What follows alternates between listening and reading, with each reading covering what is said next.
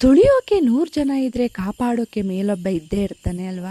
Hi ನಮಸ್ಕಾರ ಎಲ್ಲರಿಗೂ, ನಾನು ನಿಮ್ಮ ಪ್ರೀತಿಯ ಕನಕಪುರದ ಹುಡುಗಿ ಕಾವ್ಯ. ಇದು ಶನಿವಾರದ ವ್ಲಾಗ್. ಮನೇಲಿ ಪೂಜೆ ಎಲ್ಲ ಮುಗಿಸಿ ದೇವಸ್ಥಾನಕ್ಕೆ ಹೋಗಿ ಬರೋಣ, ತುಂಬಾನೇ ದಿನ ಆಯಿತು ಅಂತ ಹೇಳಿ ನಮ್ಮ ದೇವಸ್ಥಾನಕ್ಕೆ ಬಂದೆ. ಇದು ಮುತ್ತತ್ತರಾಯ ಸ್ವಾಮಿ ದೇವಸ್ಥಾನ.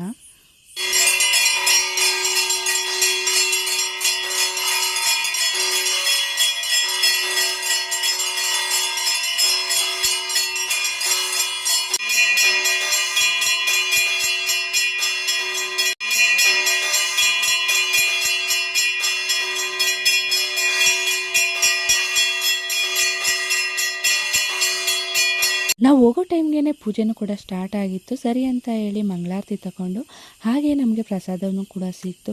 ತಿನ್ಕೊಂಡು ಕುಂತಿದಾಗ ಕಣ್ಣಿಗೇನೋ ಕಾಣಿಸ್ತು. ಏನಪ್ಪ ಅದು ಅಂತ ಅಂದರೆ ನಮ್ಮ ತೋಟದ ಗಿಡದಲ್ಲಿ ನೆಲ್ಲಿಕಾಯಿ ಬಿಟ್ಟಿತ್ತು, ತಿನ್ನಬೇಕು ಅನ್ನಿಸ್ತು ಅಂತ ಹೇಳಿ ನಮ್ಮ ಮಾವನಿಗೆ ಕೇಳಿಸ್ಕೊಂಡು